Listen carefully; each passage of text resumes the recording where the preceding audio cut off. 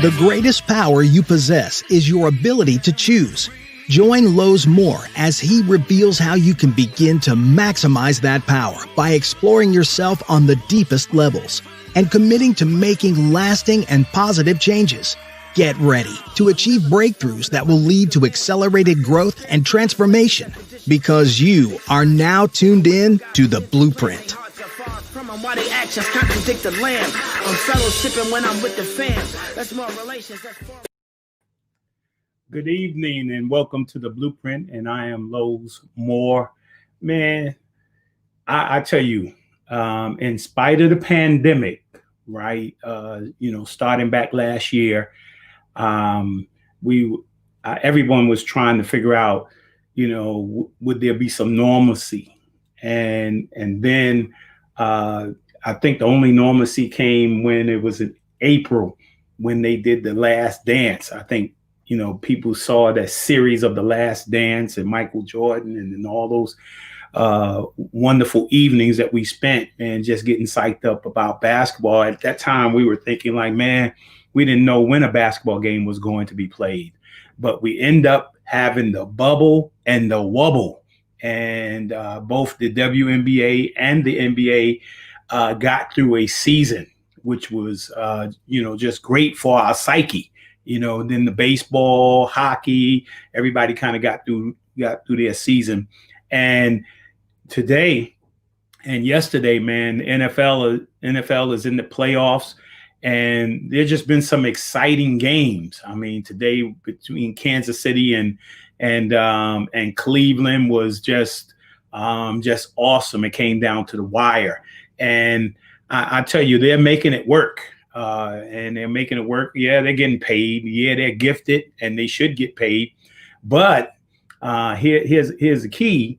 It also, for our psyche, right? For our psyche, it's important to have some normalcy. So when we see these games, man, we can just only get excited. And so, this evening, this is, man, it's going to be a great evening, in spite of all the things that are going on around us. We need things like the BluePrint. We need things like sports. We need things like, inspirational things that to keep us motivated and keep our mind right.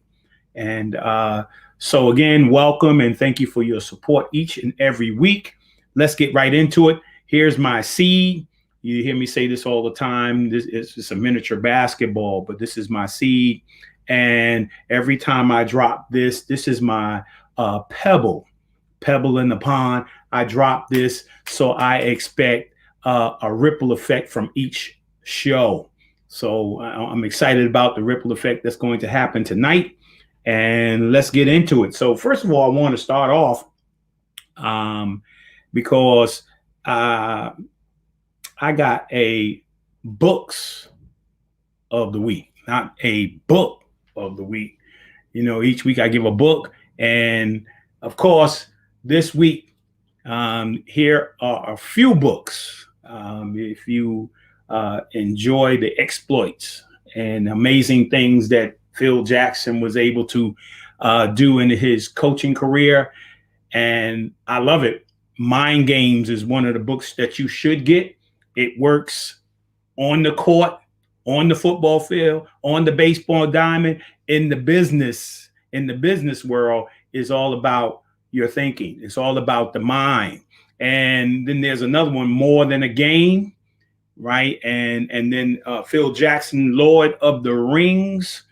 And then Phil has another one out called 11 Rings. Can you imagine winning 11 NBA titles? So, hey, great read. You should get those books. Great read. And then the word of the week is in the moment. And the key word is moment, right? Now, when I was playing for Phil for a few years, he never really mentioned to us about in the moment. I think his philosophy was evolving as he was coaching. But we had to be in the moment, right? And, it's a great word is to know when you're in that moment, that time which is special, that time which is unique, where you have to be productive. Learning to be productive in the moment is a very powerful tool.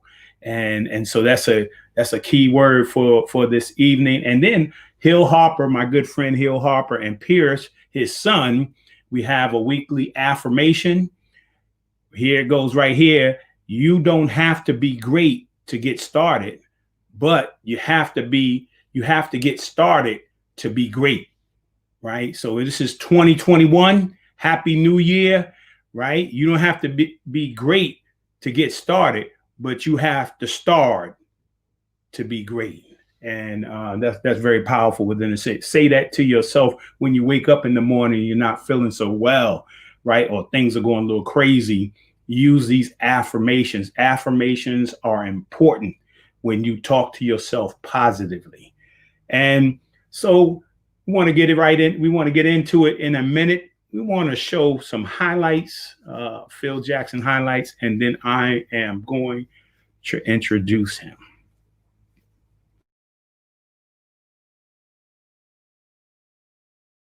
Early in the year, they wouldn't be using as many substitutes because the guys would not be getting tired or would be in pretty good shape. So they have to use a lot of substitutes now because the schedule's so tough. Like they had a tough game last night.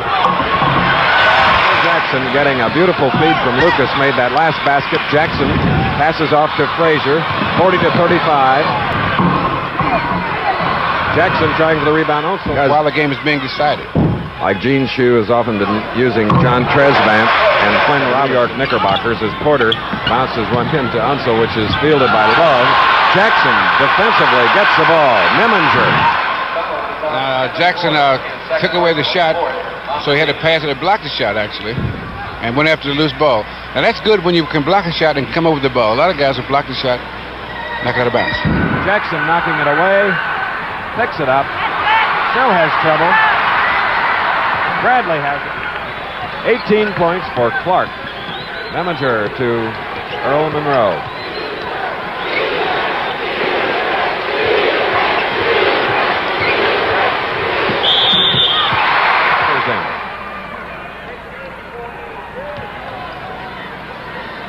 Foul. Jackson. Now the Baltimore lineup. Unseld, Clark, Hayes, Shamir, and Reardon. Their starters, seen for New York. Knocked away by Meminger, taken by Jackson, back to Meminger. Losing it to Clark. I think that Phil and Mike have had just outstanding games. Okay. Jackson for New York. 10 seconds to go.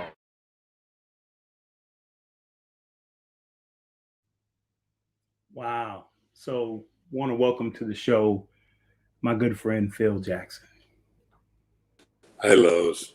Hey, Phil, how you doing? When is the last time you seen those highlights? I don't know if I've ever seen that highlights before. Those are, the old Bullets, maybe even the Baltimore Bullets before they were Washington Bullets, and kind of reminiscing about the fact that was Stan Love. I think there was a guy who I blocked his shot there in that one scene. That's the son of the Love that's now playing in the NBA, or the father, the Love, Kevin Love, that's playing in the NBA. Oh, so, yeah, I didn't. Yeah. So it's like lineage and grandfather to some of these players that are now playing. It's kind of interesting to watch. And it's really nice that we could look back in the history of the NBA and see the Last Dance this spring when we were kind of locked up in our houses, looking forward to Sunday evenings and watching those 10 episodes of The Last Dance and giving us some perspective on basketball in a different era and a different time. Yeah, definitely. And, just thinking about, everybody when LeBron James, and I love LeBron James, just amazing, man. I spent some time with LeBron and but I had a hard time getting them into my. At first, it was my wife was fussing with me because I couldn't get them in my top 25. Took a long time for me to get him in the top 25, get him in the top 15, get him in the top 10. As you say, when you look back at those clips and you see some of the great players, back then, when you're talking about Bill Bradley, you're talking about Wes Unseld, talking about Walt Frazier, Earl Pearl Monroe, Jerry West, Will Chamberlain. You can go, the list goes on and on. For me, I had to go through my history right, of what I thought great players. Oscar Robertson. Who do you put in front of Oscar Robertson? I mean, and so everybody used to be really mad at me, until eventually I got him into. I don't know if anybody forced me, but I got him into my top 10. Which is tough, but because it's such a great history. Right? It's just such a great history of players. It's really hard to project players from a different era into this era. We have that historic group of guys that played basketball, in the '60 Olympics, Jerry West and Oscar Robertson and Jerry Lucas and all those guys that went into the Hall of Fame from that era, the '60 Olympic team. And then we had the Dream Team in '92, which has all those Hall of Fame players. But, that's an era that's 30 years in distance from one another. And the basketball was played differently. For example, I was just telling some people the pivot was very interesting. At that time, you couldn't pick your pivot foot up and put it back down. So taking a step back or a step to the side jump shot where you go 1-2 and shoot the ball, that wasn't available to that era. And you see guys now that can take maybe 3 steps without dribbling the ball to shoot it. And those things were so tightly contested. The other thing that was different was that you couldn't put your hand on the side of the basketball. The ball had to be dribbled. Your hand had to be on top of the ball. And Earl Monroe and Jimmy Walker, who came in the same year I came into the NBA, 67, were both guys that used that spin dribble, used the ability to cup the ball and spin with it. And Jimmy couldn't do it because he carried the ball. His hand was underneath the ball, and it really limited his game. And Earl was the one to kind of develop that to a point where it was a legal move in basketball. And then, obviously, at one point we watched Allen Iverson come into the game, who was able not only put his hand under the ball, but use a step fake or use some footwork while he was holding the ball up before dribbling it. So the game has changed so dramatically, and the three-point shot obviously too, that you really can't compare those players that played in the 50s and the 60s and the early 70s. Like you said, Elvin Hayes, 30-some thousand points he scored. I don't know if he'd be in the top 10 in basketball right now, when you look at it. I mean, just scoring point-wise. Bob Pettit, who was, a player that played 10 years, had 20,000 points and 10,000 rebounds, incredible statistics. I don't know if he'd be in the top 10 as a basketball player in this day and age. And, he was a guy that led his team to a championship against Bill Russell's Celtics in those days in the 50s. So, yeah, you're right. Big difference in the game. And, it goes way back. Basketball is such a sport that goes farther back than that when it was still called cagers when you were playing inside a cage. Oh, now there's a photo that will be remembered. Yeah, the young Phil Jackson right there. Yeah, and it's so amazing. Whereas I don't know, I think individuals appreciated the game back then. I don't know from the business perspective whether they appreciated the fundamentals of the game, the defense, the team play, and the game. What do you think the game has become more about entertainment than actually the game itself? No doubt. I mean, literally, there were very few televised games. They didn't televise it as enhance the way it played out. The camera angles weren't developed like they are now. Football was a game that kind of naturally fell in line with television because of the script of a football field and the fact that you can have cameramen that are close to the field and can take shots. Whereas basketball literally didn't have as many handheld cameras, a lot of them from different angles and static cameras. And so, that part of the game wasn't developed. And even to this day, we had a reunion with the 73 New York Knicks that won the championship, the NBA championship. And the seventh game was put on a tape system that doesn't relate to today's taping. And ABC, I think, was the one that was running the game.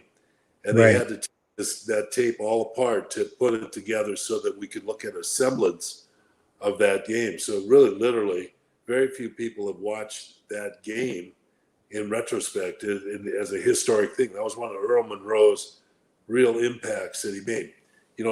I was thinking about Earl the other day. We just saw the fact there's a major trade to the New Jersey Nets. Now they have three superstars with Irving and KD and the great guard from Houston, who's led the league in scoring. And I was thinking about when Earl Monroe was traded to the New York Knicks, and they said, oh, wow, now he's got to play with, Walt Frazier, and how's that going to work out? There are not enough balls for, the stars on that team. But Earl was very comfortable coming in and playing, and he averaged like 15 points a game. It wasn't like a need for him to have, the average he'd had before as a player with the Baltimore Bullets and then with the Washington Bullets. And he fit in so well that, there are times in the game where he could take over, parts of the segments of the game that were important for the team to win.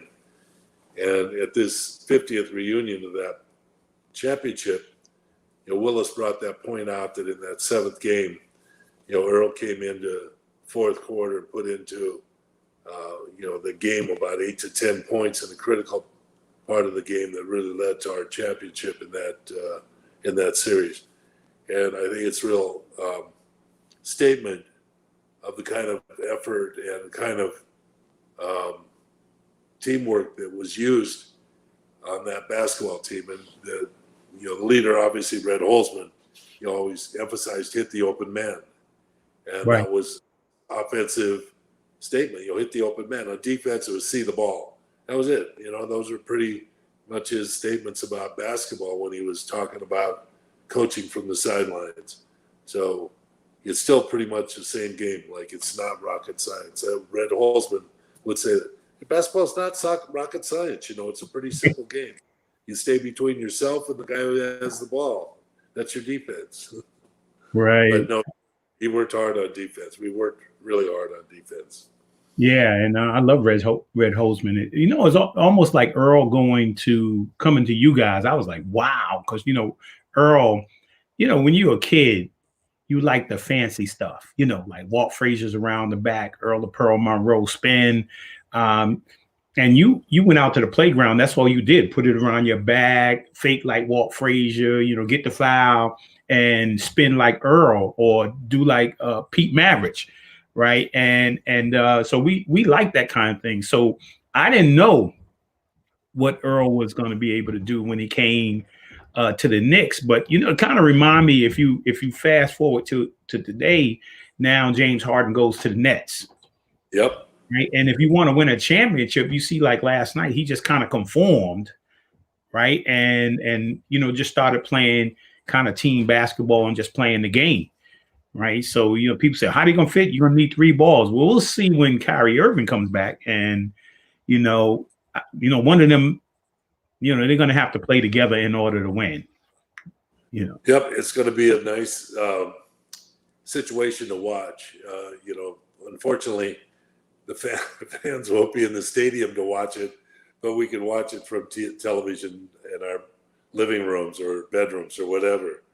And I think it's a real loss to not have fans. I think the players miss it dramatically because fans really excite players, and the mood or the temperament of the arena is so important that sometimes, I would say it's daunting. It can be daunting if you're a coach and you're walking into a arena that you're going to have trouble scoring in, or you're going to face a real physical team.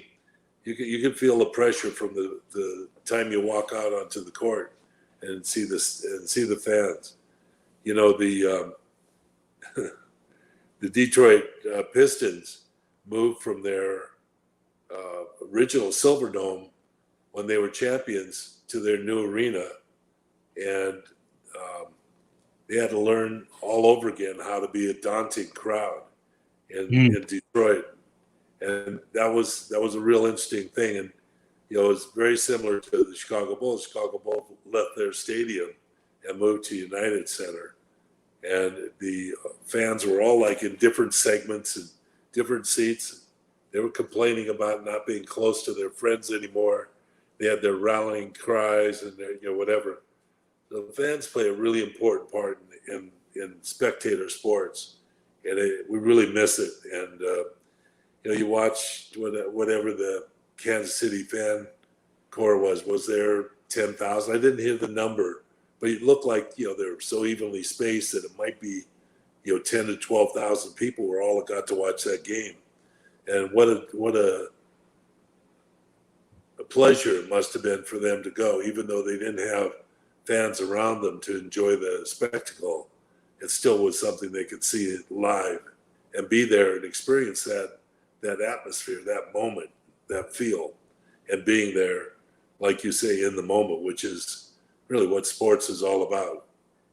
Yeah. And, the other thing is when I played for you for the Albany Patroons, and we used to play in the Armory, and literally, the fans were right up on top of you. They could touch you on your back, shake your hand. When we went downstairs to our locker room, to go to the locker room, the bathroom was right next to the locker room. And so they could look into the little closet that we were in, and you go to the bathroom, and they went to the bathroom with you.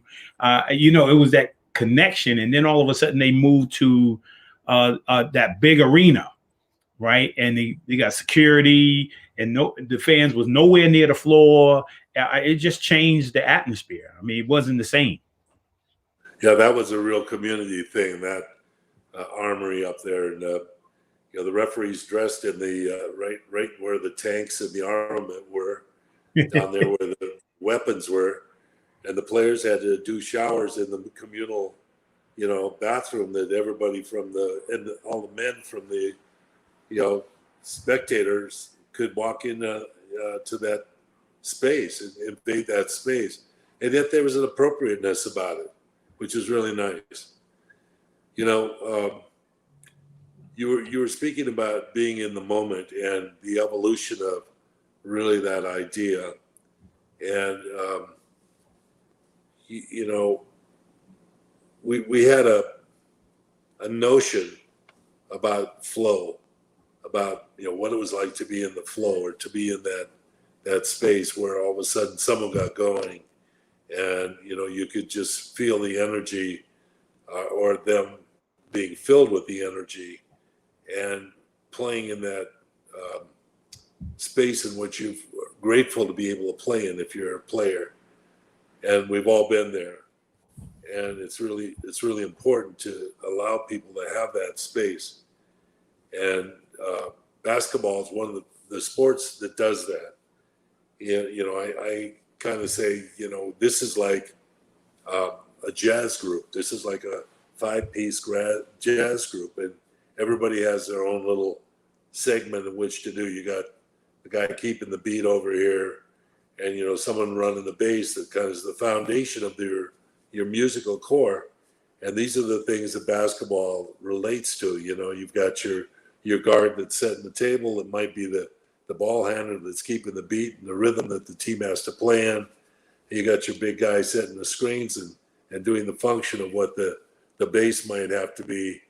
And you have your other players playing around that through their instrumental thing. And I brought that up to, I don't know, a point in space here in LA. And our announcer, one of our sports fans, our announcer here in LA is a renowned announcer, runs a jazz show, and said, well, how about Coltrane? I said, I don't know about Coltrane.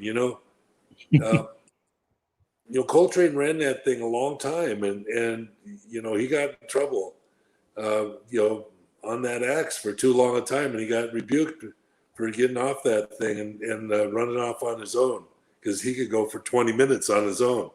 And that's kind of what basketball's become, is because you had the James Harden all of a sudden that became that kind of guy, like a Coltrane, who is, running the game from his position, maybe half the time the game was being played. For maybe 20, 24 minutes of the game, it would be a James Harden show.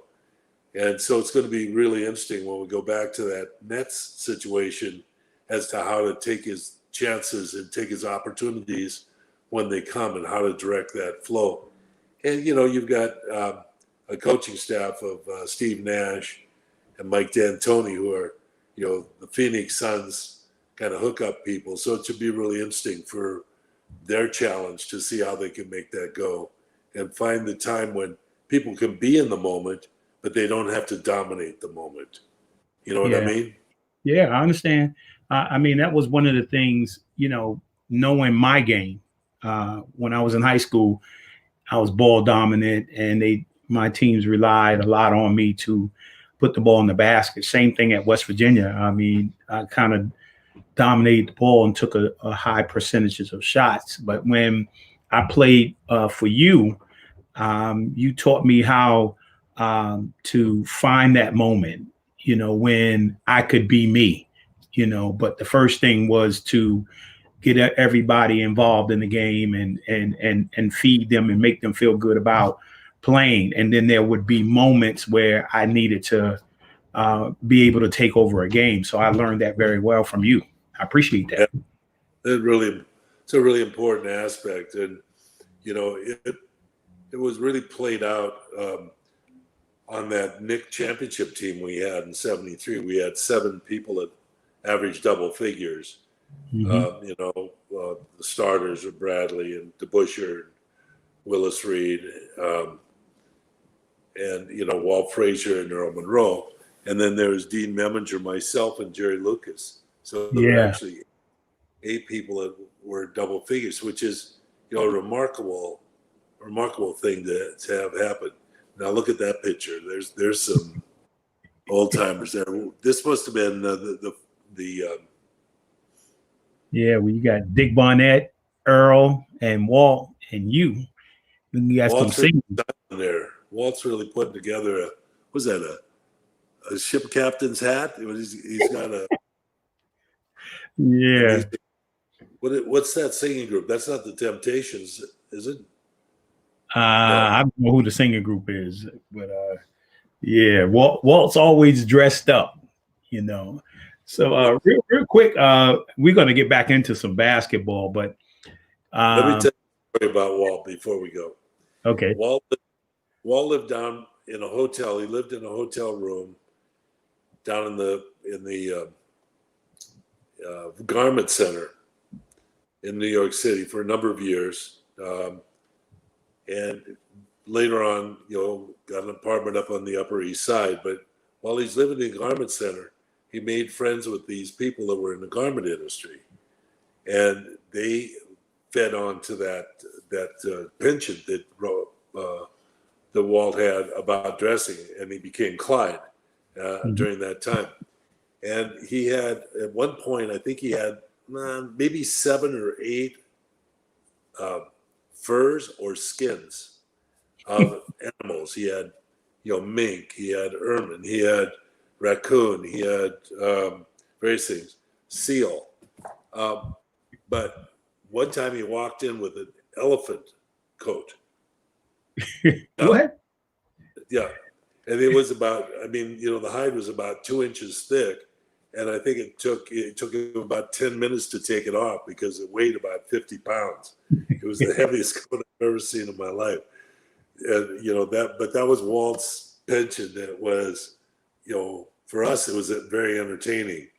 And for him, it was a style. And he carried it off really well. And even to this day, he's, it's always a mention on TV about his style.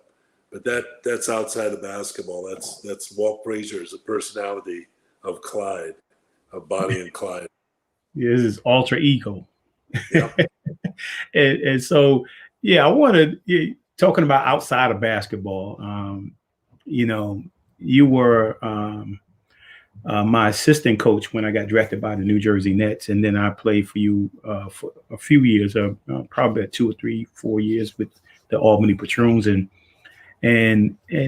got to know you a little bit as a coach and a person. We spent a lot of intimate time together in those vans with the 10 players and of course Charlie, and you driving the van, and then meeting your family, and meeting the kids. They were little at the time, and so a part of the blueprint, if you're going to be successful, is the power and the importance of family. And for me, the power and importance of family, and also faith. And so, how's your family? I'm sure everybody's grown now. And, I just remember them as, man, you had about how many? 6? About 6 of them. And 5 kids, yeah. Lowe's, the wonderful thing about basketball was that winning in Albany gave me an opportunity to coach in the summertime in Puerto Rico. And they have a league down in Puerto Rico that's, pretty competitive. And my coach, Red Holzman, coached in Puerto Rico. And my vaunted assistant, Tex Winter, coached in Puerto Rico. He was one of the first American coaches to go to Puerto Rico and coach in the 50s in Ponce. And after our first year, remember, they had a Puerto Rico team that was in the Continental Basketball Association. Yeah. Mm-hmm. And we flew into Puerto Rico and we played. And after we won that championship, they invited me to come down and coach in Puerto Rico. Now, my salary at that time was less than $20,000 a year. I was basically supporting myself on, money I'd made as a player and, supplementing it with the salary I got from the Patroons, Albany Patroons. And so going down to Puerto Rico and coaching another 35 games gave me a salary which was livable. You could live on. You guys were living on $350 a week or something. But going to Puerto Rico and coaching in Puerto Rico was a way for me to learn how to communicate with people that their first language wasn't just English or American or whatever. It was a lot of people that were Spanish-speaking kids. And the ability to go down there and bring my family, because my family went to all the games, was both home and away, because the island's about the same size as Long Island in New York. You drive to a ball game, you play a ball game, and you're with your family, and they enjoy the game, and they became, like a support crew. So I have numbers of pictures in my house of, I think, 14 championship runs that I was able to be in as a head coach in the NBA. Mm-hmm. And my kids got to go to all those championships. And so they're like teenagers, high school kids and junior high school kids. And then they're now college age kids. And now they're parents, they're kids with parents. And so I got to watch them grow up and enjoy the party that the NBA provided in the finals, and they got to go to all these final games that were exciting for them. So we've developed a very close relationship over the years, and the fortunes of playing basketball has allowed me to buy a property in Montana that's a recreation property, basically on a lake in the mountains of Montana. And this summer, all my kids came out with my 11 grandkids, and we spent 6 weeks to 3 months on this lake, enjoying each other and having this time where they could play and the kids could be outdoors, and they could have a lake basically as a recreation source for them to enjoy. So yeah, that's not a lake, that's an ocean, but fortunately I live on a lake in Montana and close to the ocean in LA, and so I have a lot of water in my life, and that's it's always nice to be close to the water, and it's always nice to be able to watch grandkids grow up. And I know you're in that age group where you're having grandkids, and they feel like great grandchildren to me, basically, from that standpoint. So it's really important that families are your support group or your sustenance, so they give you the energy or the lifeblood that you need to continue on. And so it's been a blessing for me to have that. I think a Chinese proverb is, you don't measure a man by his wealth, you measure him by his family and by how his family is treated. So that's very important. And then the other aspect of the spiritual aspect that you brought up, a number of years you were chaplain for the New Jersey Nets. How many years did you fill that spot? 3 or 4 years. Mm-hmm. Yeah. And, you had a message that you could give these players, and maybe a way to kind of calm them down or give them something to kind of give them a little bit of less tension about playing in a game that was maybe stressful. Over the years of playing basketball, I learned about meditation and about mindfulness. It's a form of meditation, or I guess would be called a format of how to meditate, and was able to use that in my coaching over the last 20 years of my coaching years, which was, facilitated the ability for players to join together, to have a moment of quiet and peace together, and to also release the stress that might be built up about, the game, and about the tension that might be maybe falsely created, internally created, or just created just due to the circumstances of making a living and a livelihood. And so that's become a very big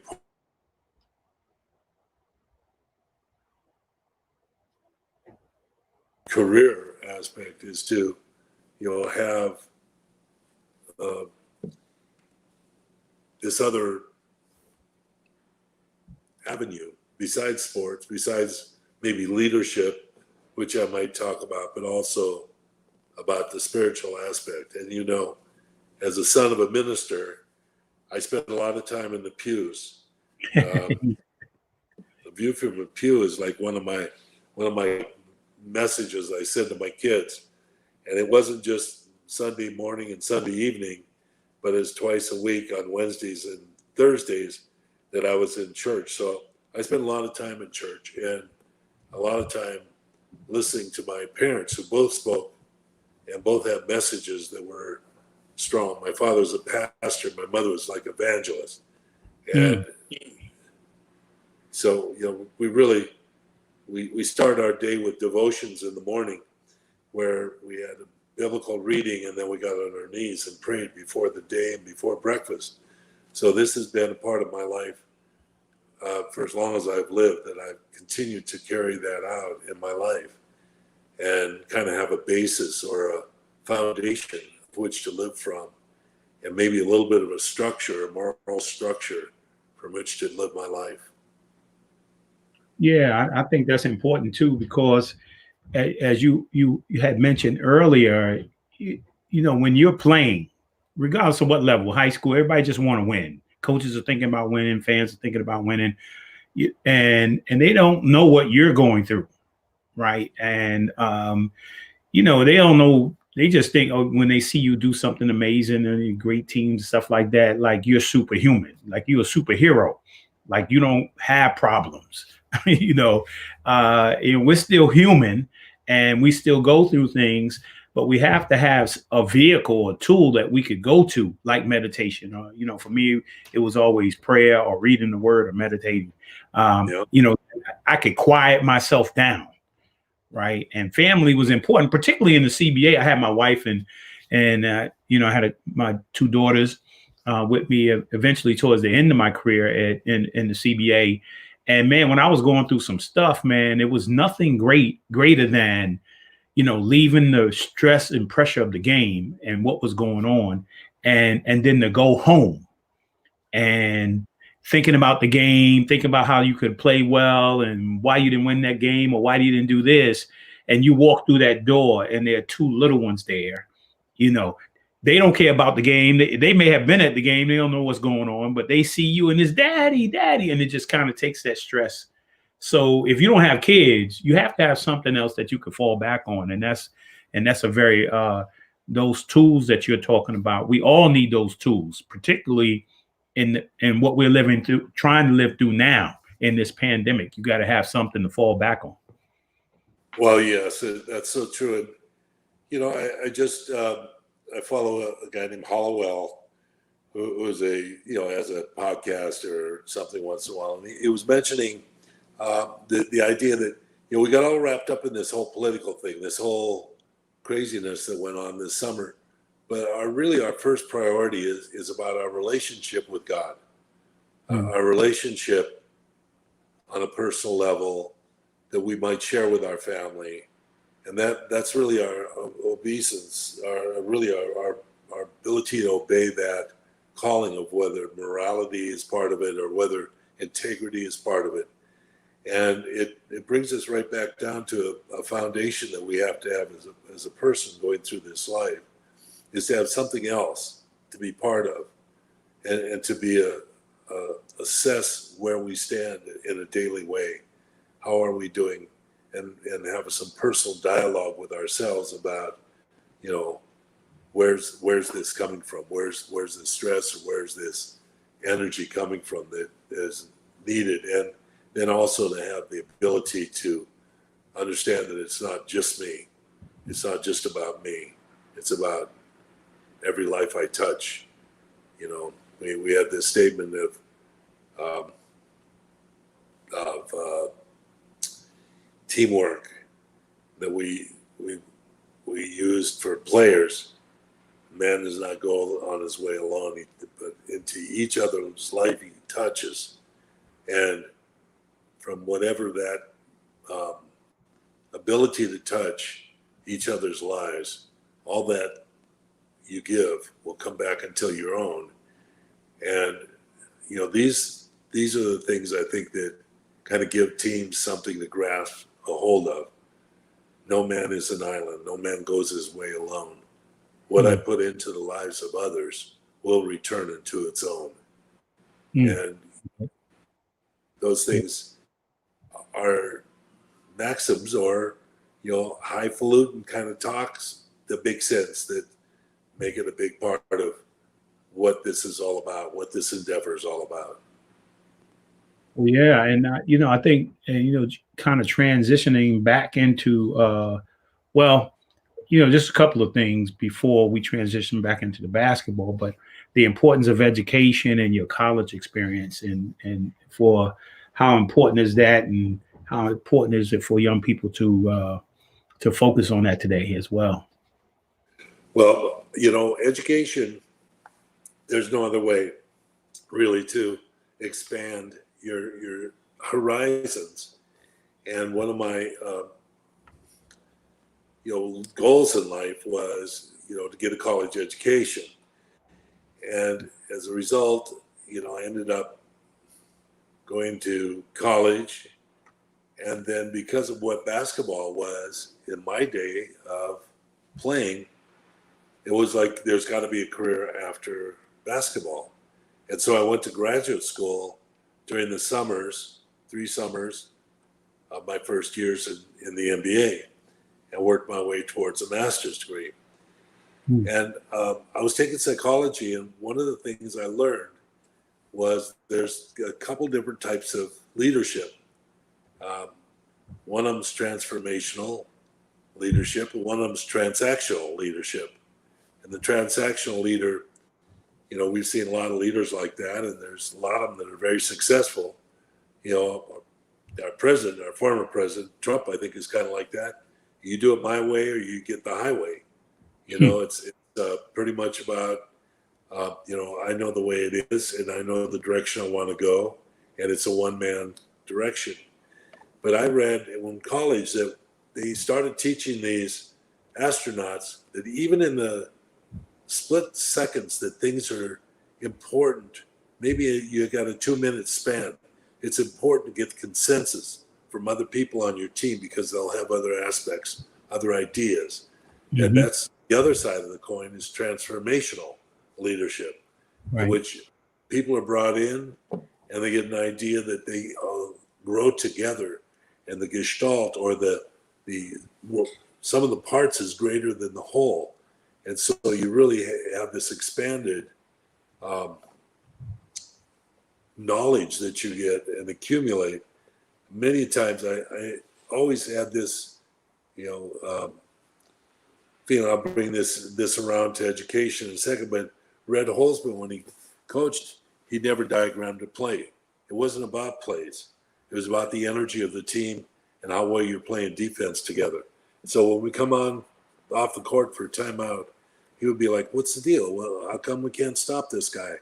You're not getting enough pressure on the ball. You're not putting enough pressure up court. We're not hindering passing. We're allowing passing to get into the post or whatever, you know.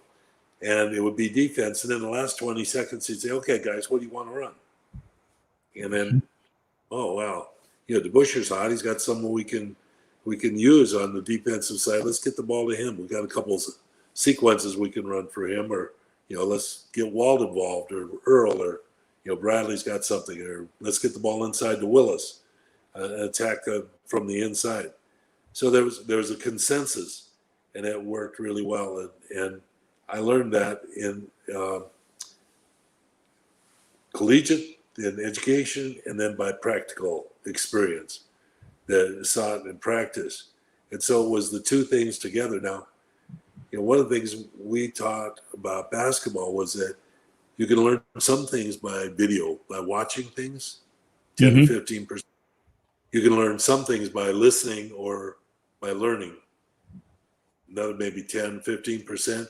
But about 70% of that action is learned by activity, by actual muscle movement or neurological development. So that's why coaches practice, and that's why you have to do these things that are part of your habitual workouts or your developmental workouts that you're learning as an athlete. And so those things go together with your education. First, you have to learn, and you have to be convinced that this is something you want to do. And then you have to be able to do it physically so that your body understands it, gets into it. Wow. Yeah. Yeah, that's great. Was it transformational leadership? Transformational. Yeah, that's a good one. I mean, if you're listening out there and you're looking for some tips, they not only work on the basketball court, but they work in business, they work in family. You know, transformational leadership works in almost every area of life, and that's a very powerful piece. Talk to me a little bit more about the you know, just playing with the experience with the Knicks. Because when I go to a school, right, and you know, I always start off by saying, particularly when I'm in New York, right, I always say, well, you know, I hope that you are able to experience this that I experienced in your lifetime, right? And everybody says that. Well, I experienced the New York Knicks win 2 NBA championship, right? And I hope that you guys get to experience that in your lifetime, right? Where you got to experience it as a player, right? And how amazing was that? Well, this is something that was built into an accumulation of people, personalities, and experience. When I got to the New York Knicks, they had been just struggling to kind of put it together. And they had a lot of young players. Cassie Russell, Willis Reed were young players. And they had traded for an older hand, Dick Barnett, who had come over actually from the Lakers in those days. And Dick was suffered from Achilles tendon tear. And he was one of the first players ever to come back after Achilles tendon tear. And so coming in with my group with Bradley, Frazier, and myself, and we all of a sudden had a young team that was pretty unstrung. And we had, some issues. There were issues about getting together. Walt Bellamy was playing center along with Willis, who was, kind of attached to the post too. So there's a lot of times there wasn't enough room for both of them. In fact, they ran into each other, knocked each other down one game. That was kind of like a hilarity of players talking about it. And Bells was a great guy, but he wasn't really serious about basketball. He wasn't, he'd had a great career up to that time. He always got his points. He knew how to play the game, but it wasn't that same drive that Willis Reed possessed. And in my, rookie year, Red Holzman became the head coach. We were about halfway through the season, maybe not 25 games or so, 30 games. And Red took the plays, and he simulated like he was going to wipe his butt with these plays. They're in his hand. He went like, this is what I think is important about plays. What's important about basketball teams is defense, and we're going to play full court pressure defense from now on every day in practice and in games. And so he started playing platoons, two teams. And, obviously he saw my college days playing for Bill Fitch, and he'd seen Frazier's college days. And, Bradley was not, close. They were at Princeton, and they were very close. But he also knew the personnel that we had on the team. And so we got to be really a good team in that second half of the year, my rookie year. And Frazier and I were on the, all rookie team that year, and, things were looking good. But we started out the next season with some, it wasn't fluid. It didn't work quite as well. And a trade was made for DeBusschere. And Dave DeBusschere kind of solidified the group. He was a mobile power forward. It's only 6'7", 6'6", Yeah. but he could play guard. He played guard. He could dribble the ball. He had a long shot. The space was all of a sudden open on the court. Reed now had dominance of the lane. He was the leader and vaunted as captain. And, we fell into a role in which we could now play at a level that was really important. During that season, we had made this 2-for-1 trade. And so we were only 11 men on the team. And then I herniated disc in a game against the Golden State Warriors. And in the next week, Cassie broke his leg, and he was out for the season, and I was out for the year. And the team played with 9 players. And the 3 of the players that were on that team were rookies: Mike Reardon, Bill Hoskett, and Donnie May. And the other player was Nate Thurman, who was a backup 6'11" player. So it ended up that those starters played 40-plus minutes a game. Mike Reardon would come in and give a foul, because at that time you didn't go in the penalty until the 6th foul instead of the 5th. So there's always like a leftover foul to give at the end of a quarter. And, he got some time, but it was basically that group of guys learning how to play together. And, when we came back healthy, we were ready to go. Everybody's ready to go, and everybody fell in place. Cassie came back. We got an insert by a guy named Dave Stallworth, who had been out for medical reasons. and he was, really a talented player. And suddenly we had a group of players that had a bench and they had reserves, and off they went and won that championship in '69 and '70. I came out of that year with on the injured list because I was still recovering from herniated disc from spinal fusion, and yet I was part of that championship team.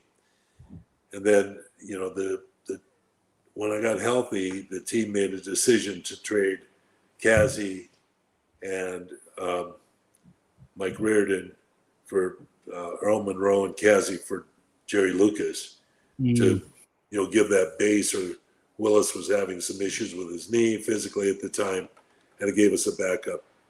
And Willis said basically the '73 championship team was probably the most talented of those teams. And in that regard, we learned, a role. Here's an example. The NBA had a one-on-one championship that was played, I don't know, during the playoffs, I don't know, during games, and they come down to in the finals and the playoffs, someone would be playing one-on-one. Bob Lanier, I think, beat somebody like Mike Newland one year. I remember versus a guy that was driver and an outside shooter, and went through every team, and you had this playoff that you had with every team. And so when it came to our team, and it was announced Bill Bradley was our player rep, he said, I don't know about you guys, but I'm not interested in playing one-on-one against my own teammates. I think it creates division and it creates kind of friction. So how many of you guys want to do this, participate? So there's 6 guys on the 12-man team that wanted to do it. There's a prize of, I don't know, $10,000 or $5,000 if you went to the finals or the quarterfinals. So we had a couple guys that did it, but Frazier, Willis, DeBusschere, Bradley did not participate in it. They felt it was divisive to team play. And that was a mentality that was on that team that was kind of adult-like. I mean, it was, they were about for the group as a unit. And I think that really led a leadership of maturity about the sacredness of teams. Yes. How it had to be done in a certain way. And there was a kind of we didn't have a ritual for, rookies or anything like that. They maybe had to carry the balls. There's always a ball bag. You might have to carry the balls or the trainer's, medicine kit, from the airport back to the bus. That's about it. There wasn't any hazing. And there was a congenial group of guys. And we went from having a highly intense community to understanding that we were people from different walks of life and we had different interests. And from that intensive, first couple of years of enjoying each other's company and playing together, Howard Cosell coming in and trying to be part of the party, and that kind of stuff, it ended up being people being able to go their own direction, but still being able to connect professionally in a way in which led to really good team play and really good understanding of how to play together. Wow. And we had a couple of people saying my wife said hello to you. I don't know if you've seen that pop up on the bottom of the screen. And also there was a gentleman asked a question, and then I'm going to have some pop-up questions, and then we're going to get into the coaching once a few people pop on. And he was saying, do you think any of the players, I know this to answer to this question, could, from those teams, could play today? I know the answer to the question, but you can answer it. No, you answer it, because I think you have the right idea. I think you know who it is. Well, yeah, I think a number of players could play today. I know I could play in today's game. You saw how thin I was out there. I was 220, 6'8". You have to be 245 at my size in today's game. Yeah. I mean, I think for sure, a lot of your guards could play. I think Willis would have been able to play today. Because he could shoot outside and he can go inside. So yeah, there are a number of players who was with the Knicks I think could play today without a doubt. They would make an adjustment. Yeah. Yeah, well, one of the things about the 3-point shot is that it's too bad they didn't have a 3-point shot when those guys were playing for the New York Knicks team, because Jerry Lucas could shoot 3-point shots as well as guards. And, he would have been a prototype big man in this day and age, setting a pick and popping back for a 3-point shot. And such a great shooter he was. The Busher, great distance shooter. So that, the 3-point line has really changed our game to a point of the obsolete post player, basically. Occasionally you'll have post up and they'll use it for drawing defense or creating situation shots for other people. But really, occasionally you see LeBron, for example, go into the post to just, wear a team down or beat a team up that's trying to play him with a smaller man. Right. But it's not a part of the basketball organized offenses these days. So yeah, there's a big change in the game. But there's a number of players, and Dave Stallworth, who I mentioned, would have been one of those players. He was a great ball handler, and a 6'7" guard-like forward. Cassie Russell was 15-foot shooter, not a distance shooter, but a good athlete. And then you got the Busher and Willis and Walt and Earl Monroe and people like that are would still be dominant players in today's game. Oh yeah, and I'm about to have these pop-up guests come on, but Bill Bradley, I think, would have made that adjustment as well. Yeah, Bill had a way of finding his way into games. He was maybe not the best athlete as a guy, but there's kids that learn how to play. That I was talking with the Dallas Mavericks coaching staff, and I was asking about this Donik Lucic, and what is the magic behind this kid? It doesn't look like he's that athletic, and yet he's finding his way to the hoop. He's finding his way through traffic. He gets to the basket and makes complete shots in the lane, and then he's got all that ball handling and passing skill. So you see players that sometimes don't have maybe the athletic talent that Michael Jordan or Scottie Pippen might have, but have that knack or just that ability to do things in basketball that create space and create the ability to score. Yeah, it's interesting that way. Yeah. So I want to. Yeah, it is. It is interesting, to dynamic in regards to the past and the past and the present in terms of players. But I want to bring one of the gentlemen who's helped me, kind of produce this show. Steve Vaccaro is going to jump on here with us. They're behind the scenes making this happen. So, how you doing, Steve? Hey, Lowe's, great show. And Phil, you're one of my heroes, playing days and coaching. And I have a question. I missed when you played, and I jumped on the Knick bandwagon in the 90s. So can you walk us through those Knick Bull series in the 90s, but also what Bill Cartwright meant to your team? Because, when Patrick Ewing was drafted, Bill Cartwright was traded for Charles Oakley and kind of made set the teams up for those Bulls Knicks teams in the 90s. What's your recollection of those series at Madison Square Garden in Chicago? It was unique that I was able to go to Chicago after my basically resigning from a position of coaching in Albany with the Patroons and saying I have to move on. My kids have to go to college. I'm not making enough money coaching to, provide an education. When my kids get to that age, I'm going to have to move on and do something different. And I've had a number of interviews with teams.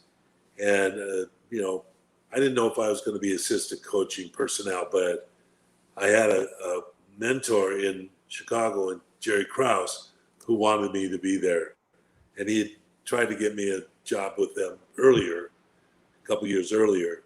And the opportunity provided itself again, and I went to Chicago. And we had a pretty good year in 87, 88, but we were missing that person that could hold down the middle. We had a guy named Dave Corzine that was playing center for us. He was a pretty good scorer, but not mobile. And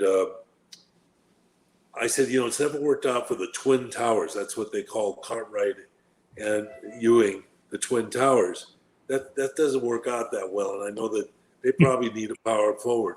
I think that Oakley, although we love Oakley, would be a big enough challenge for them to give up Bill Cartwright, who I think, even though he's had some injuries, Bill had some injuries, would be a player that would really, make us a solid team all the way around, defensively particularly, and as a leadership guy. And Krause went through the process and it was tough for Bill. He came, and Michael called him Butterfingers because he missed a couple passes, and Oakley was one of his friends. But we had a drill which I taught that was how to get from what was called legal defense to a defensive position for a big man. You had to be on a spot. You had to be away from the ball side. You had to be at a point, either on the lane or at the free throw line, where you could access defense, but you weren't on the same side in isolation. So I brought players into isolation. I had the guards and the forwards in isolation. I gave them the ball on the move and had my big man cross the lane to either draw a charge or to block a shot. It ended up, after going through this drill, this is just a drill I dreamed up, that Michael Jordan was coming to the basket against Bill Cartwright. And Bill was a guy that would put people down and make them have to get back up again, even if he didn't block the shot. But he just caught Michael and brought him down to the ground safely, but let him know that I could have come in here and hammered you, and I would have in a game. And that was, I think, what brought respect to Michael for Bill Cartwright. And they be co-captains of that team. And, during the battles that we had with Detroit, Bill was a major factor in handling that aggressiveness that Detroit brought, the bad boys brought to the game. Eventually, I didn't put him on a guy like Bill Laimbeer, but I put him on someone, that was one of their players that was an off player, like Dennis Rodman, or, there are other guys that they had, James Edwards or people like that. So when it came to the Knicks, there was history. And we had a series against the Knicks in 90, in which Michael had spun on the baseline and come back against Patrick and dunked on top of Patrick. Yeah. And it was one of those iconic moments in which you saw a guy do something that was very unusual and then raise above everybody else and put the ball through the basket against maybe one of the most formidable centers in the game in Patrick. And that coaching change that happened that year brought Pat Riley to New York. And right. Pat knew that defensively he wanted to be physical, and he hired a guy named Dick Harder, who'd been the guy that was the Detroit Pistons backup coach. Dick Harder went off in a expansion draft and coached in Charlotte for a couple of years, and then he was able to be free and come to the Knicks and coach the Knicks in defense. And they used that defensive front, blitzing screen rolls, attacking the guys that are coming off screen rolls. It's been very prevalent defense for about 20 years. And the energy just mounted all the way through those years. And they had a guy named Xavier McDaniels that was on that team, the first one, and they had Mason. They had some real power forwards when you talk about power forwards. And we had a struggle with them the next year after winning a championship. All of a sudden they were legit. They were a legit team. And Pat brought in competitive guards, Doc. He brought in Harper from Dallas. He brought in people that could lead the team that knew how to do ball handling skills. And Starks was, a learning young guard with a lot of athleticism. And the competitiveness just continued to grow. The first year, Scotty twisted an ankle in the second game of that series, and he just was limited in the rest of that series, and we had to struggle through a seventh game with him. But that set it up for later, having to go through them two more times in the playoffs to reach the finals, and they were intense. Well, Pat started it out by saying, the referees do everything with Michael Jordan. He put him on the line, and I came back and said, he should complain. Patrick Ewing gets away with an extra step when he gallops to the middle lane on a hook shot, and it's starting to be this tit for tat with the referees. So both of us got fined during that series about jocular statements that we made to the press about, refereeing and the other things. So it just continued to build the tension. We just had a wonderful series against each other. And when Michael left, we lost to them in a 7-game series. Right. It was kind of heartbreaking because there was a major call that the referee actually did make in game number 5 while we were leading that would have put us up 3-2 in that series on a 3-point shot. And I'm trying to remember the kid's name. The guard that shot, he kicked out like Reggie Miller that kicks out on shots. And, right. And so that it just added more tension to the matchup. But that's really been the height of Nick basketball for the last 30 years, basically. Yes, you don't have to remind me, but I know there's other guests. Phil, thank you so very much. Be safe in Los Angeles, and God bless you, man. Thanks, Steve. Take care. Thanks. So we got a few more people. We want to bring on Coach Bernard Thompson and my cousin Ray Jordan, and they're going to have a few questions for you. As you can see, Ray over there, he's in his man cave, and he's a big-time Laker fan. Everything is the gold and purple. So, yeah, he got his whole gear on. Every time I turn around, So Ray, ask Phil, first of all, Ray, Phil, Ray, Bernard, Coach Bernard. Hey, Ray, ask your question. Good evening. It's a great pleasure meeting you, Coach Jackson. And what was it like coaching Michael Jordan and Kobe Bryant? Well, there were two players that you set the bar at 10 feet and tell them to go high jump it. They're going to try and do it. Didn't matter if they could make the height or they would just go do it anyway. They're going to try to climb that mountain regardless. And that challenge was always something I thought brought leadership with it. And, it brought other guys to say, yeah, we'll go along with this. This guy's going after the gold. He's going to catch that ring on that merry-go-round regardless. Michael was really a coach's dream because he was a guy that had a coach in Dean Smith that he really liked and knew that you didn't combat with coaches. And so it was pretty much like, okay, I'll go along with the program. So when I started running a triangle offense, which is, really like what he called equal opportunity offense, he said, what's going to be like when, the ball is in Bill Cartwright's hands and the clock's running down, there's 5 seconds on the clock. What's going to happen at that point in an offense in which there's all free flow? And I said, we'll learn about how Bill could get the ball to you in the last few seconds of the clock. Don't worry about that. There'll be a way that we figure that out. But he figured out how to score in that offense, even though it was a little bit of a struggle. But he never made any complaints about it. That was a private meeting that we had. And after that, he was like, my approach to him was this. Nobody's won a championship in the NBA since Rick Barry, and he led the league in scoring. Nobody's won a championship leading the league in scoring. It doesn't happen,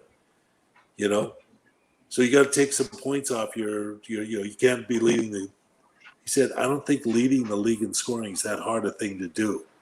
It's only 8 points a quarter. I can do that in my sleep. But I understand what you're saying. Other guys have to get involved in the scoring in this team. And so he gave up the ball, gave up some of his shots. With Kobe, it was the other way around. Kobe's like, how am I going to be an all-star if I have to be subservient to getting the ball into Shaq? And, so he was always chomping at the bit as to how do I get the ball in my hands and how do I get enough points in there to be the Hall of Fame player I want to be. And, he's only 21 years of age, which is, a lot of that's just youth in its own prime. But, we browbeat each other for a year or two, but he always came through in the clutch. He always knew what the right thing was to do in the process. And it was beautiful to watch him at the end of his career. He was telling guys how to stay inside the offense, how to stop trying to do it on your own, but let the team help you. So it was really a good thing. And we had a wonderful closing, and that was, one of those moments that you don't believe when someone calls you up and says, I just heard Kobe Bryant in a helicopter with his kid. And it was unbelievable. It was hard to take in. Yeah. It just is a moment that you remember as that. I hope you're not telling me the truth. I hope this is not the right thing. Yeah. But, we celebrate him now, and, we'll move on past it and admire what he did, because it was a terrific, his ability to, he always used to say, you always told me not to be like Michael Jordan, and that I was always mimicking Michael Jordan, but I never could because I've got these small hands, and he had those big mitts that he could just palm the ball by picking it up. But that's the difference between myself and Michael Jordan, the hands.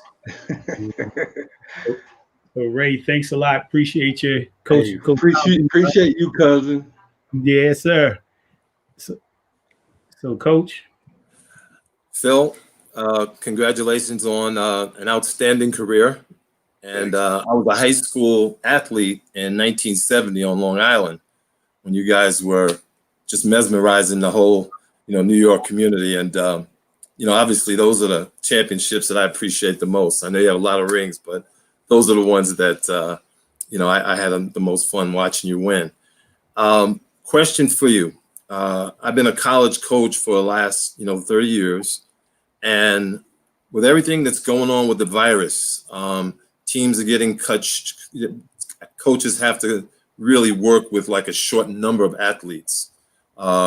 One of my friends called me the other day. He said he had like 7 guys in practice. What is your philosophy, and how did you keep the guys motivated when you were shorthanded?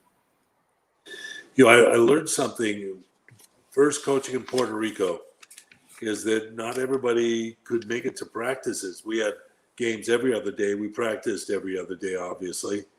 And we had kids that were driving from, San Juan out to, outlying towns out in Puerto Rico. Quebradillas and Isabela were 2 of the towns that I coached in. And so a lot of times you had to start practice without a full number of players. And so what you could do is you could set up, and what I did was set up 3-on-3 championships, and you'd play 3-on-3 ball and, keep the guys competitive and yet let them, develop skills, put limitations on it, maybe limitations to playing only on half the court, on half the side of the court. So they don't have limitations on how many passes have to be made inside the 3-on-3 game. That it just couldn't be screen roll all the time, things like that. That's one of the things that I learned in coaching limited amount of players is how do you keep this competitive? So then we had other drills. Obviously, you can always have shooting drills and, skill drills like that. But I think the competitiveness of just playing together, and that's one thing about basketball. You play 1-on-1, 2-on-2, 3-on-3, 4-on-4, and a full team of 5-on-5 and keep it really competitive.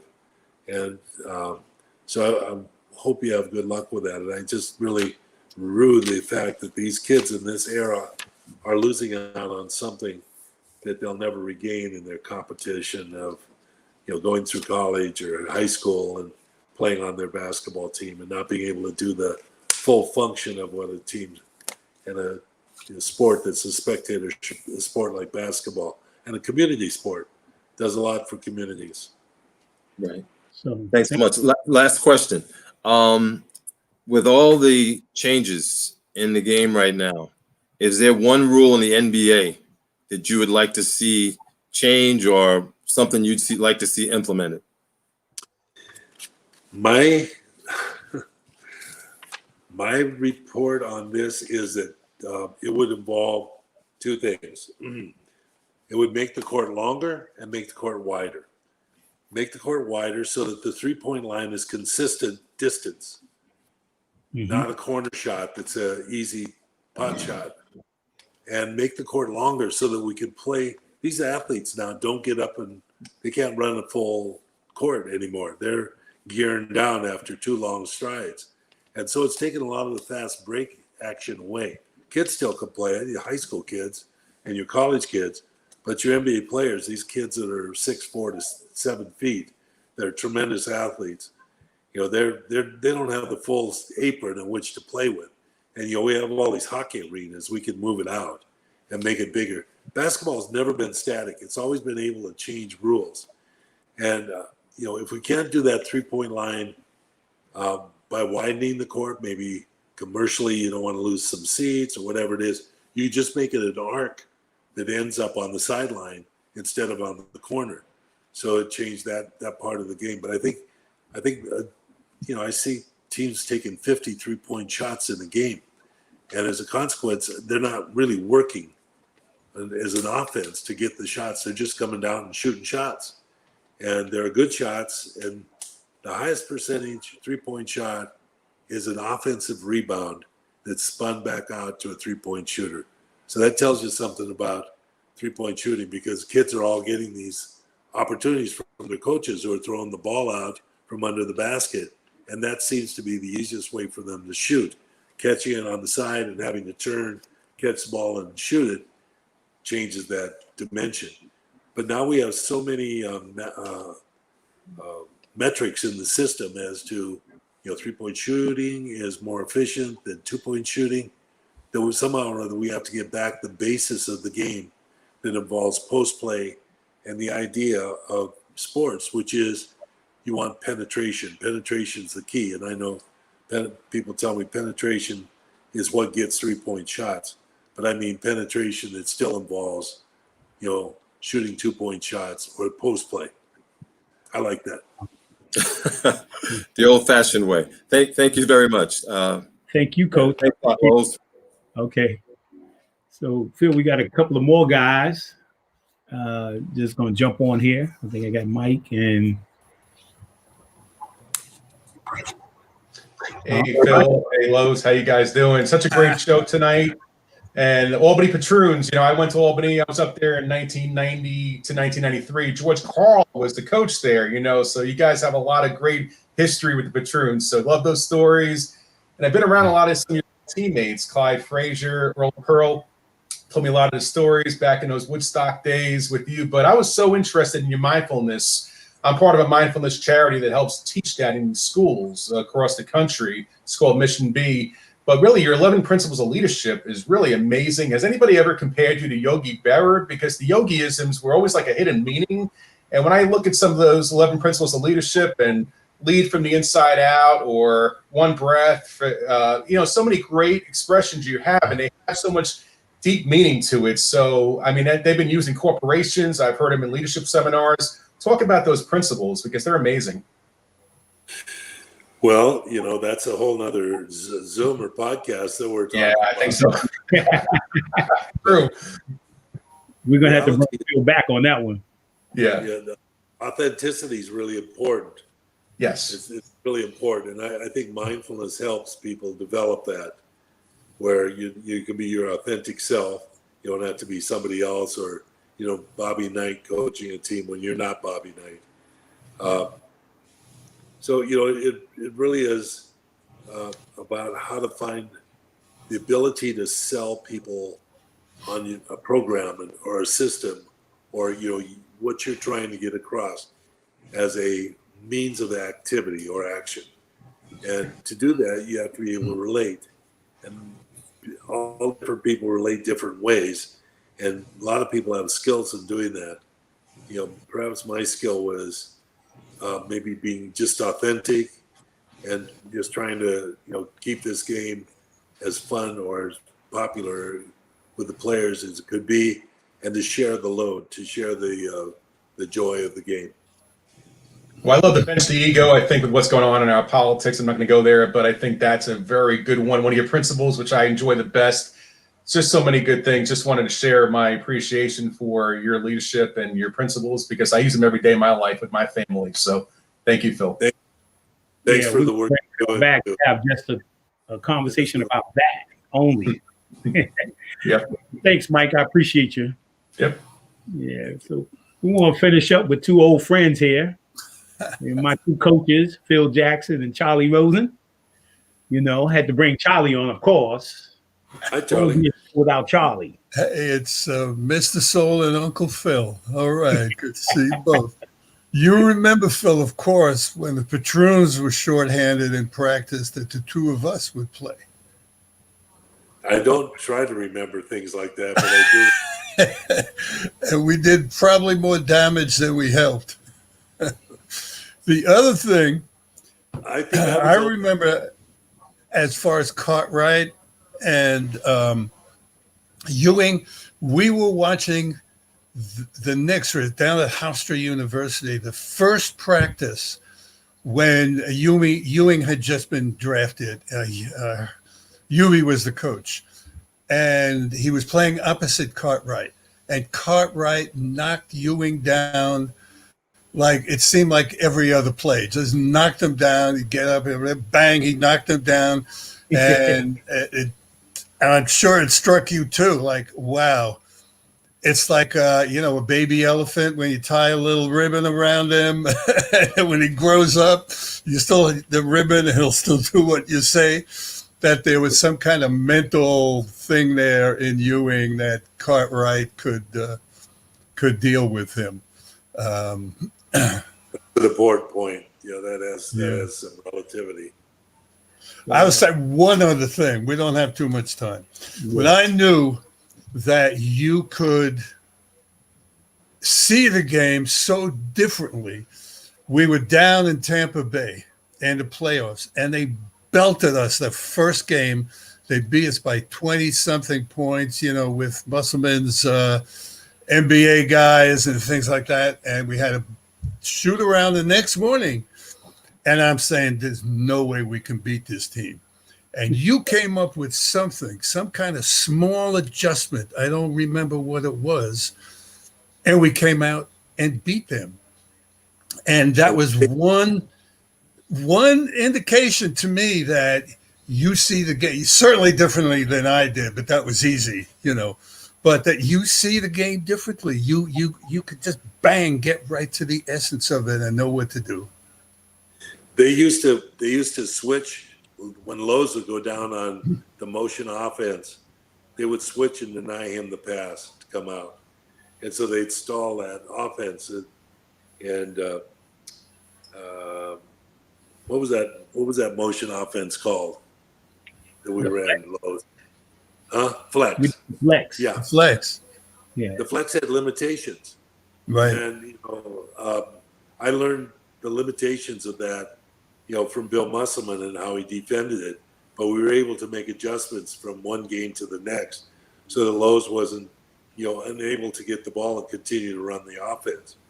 And that was a big part of what he was doing in that time. It's great to see your face, Charlie. Hey, has a bird face too. We're still trucking. Yeah. So real quickly, I want to say my mom said hello, Phil and Charlie. Nice. And my daughters, Michelle and Sherelle, said hello.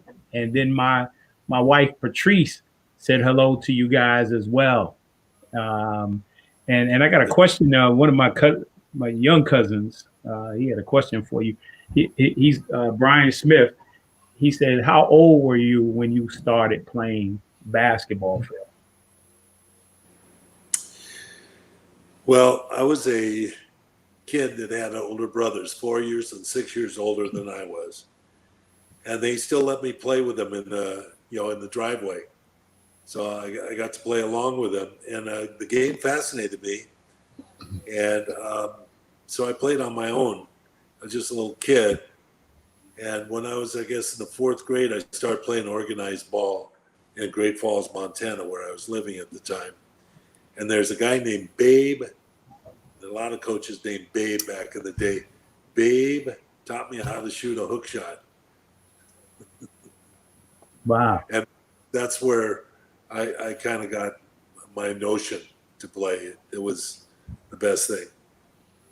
Wow. Yeah. Well, there's a bunch of questions on here, for the show, man. Phil, you did a great job, and maybe we have to come back and talk about what I think is important is mindfulness and wellness, and these are some things that we could bring you and Charlie back and we could talk about, and talk about that side of life, which I think is just as important as playing basketball and doing business. Yes, it is, Lowe's. Yeah, and I think we really need to hear those things. But I had to get Charlie on there. Where did Sherelle go? I think Sherelle was down here. Sherelle is now coaching at Fairfield University, and they were just babies when you guys were there. They see Sherelle said, "Hey, Charlie." Hey, Lois, does your wife know that you're hanging out with a beautiful woman over there? Yeah. It is. Huh? Young chick over there.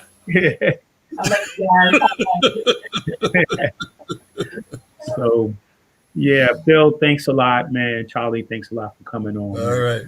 I appreciate you guys, man. Yeah, you got something to say, Phil? Your final comments or something to say? Yes. Always about carrying on. It's always about getting up in the day, making your bed, having your breakfast, saying your morning devotions, and getting on with it. Yeah, I'm with you on that. If God wake me up in the morning, it's time to get rolling. That's what I say. So again, thank you guys. Appreciate you. Tomorrow is I think I got a birthday shout out for Dr. Martin Luther King. Right, his birthday is not tomorrow, but his holiday is tomorrow, and we want to do a shout out with him. We need more people like Dr. King, man, in this day and time. And he's just been such a powerful influence in my life and also for the United States of America. So enjoy his day tomorrow, and enjoy it in peace and love, and God bless you all. And I look forward to next week. Next week, I have some former New Jersey Nets, Darwin Cook, right? Got Darwin Cook, Otis Birdsong, and Michael Ray Richardson is going to be on next week. And don't mention my name to Michael Ray, though. Mention your name. And then don't. I got Curtis Martin, NFL Hall of Famer. So thank you guys again, Phil. Thank you. I love you guys, and have a good evening. Thanks, Lowe's. Thank you. Bye. We really hope you enjoyed this episode of Lowe's More, the BluePrint podcast.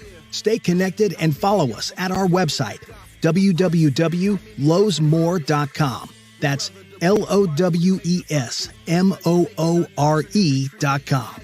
You can also join the discussion on Twitter at Lowe's More and on Facebook at Lowe's More Jr. As always, thank you for pushing your mindset towards a better reality. This concludes the most thought-provoking portion of your day.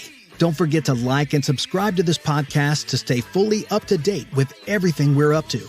Until next time, be kind to yourself and each other.